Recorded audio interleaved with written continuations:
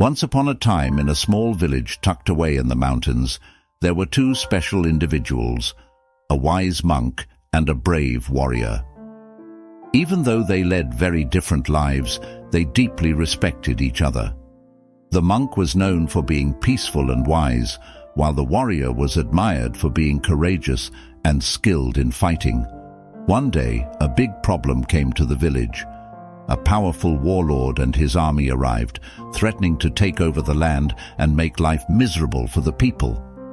The warrior, feeling responsible for protecting his village, prepared for a tough battle against the warlord and his army.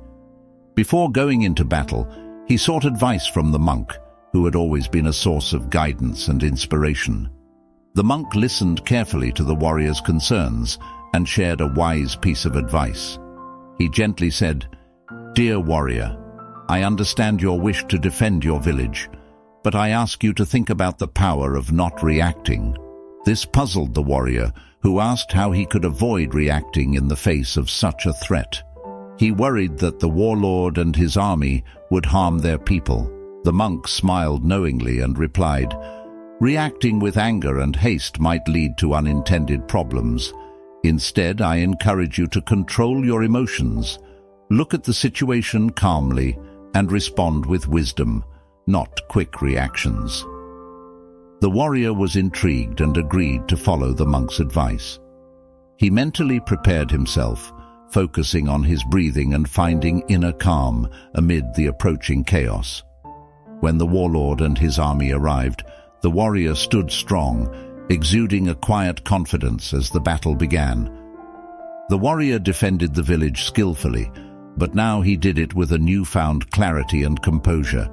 He was no longer driven by anger or fear, but by a strong sense of duty and a commitment to protect his people. The warlord was surprised by the warrior's calm demeanor and grew more frustrated. He had expected to face an opponent full of rage and impulsiveness, but instead he faced a composed and disciplined adversary.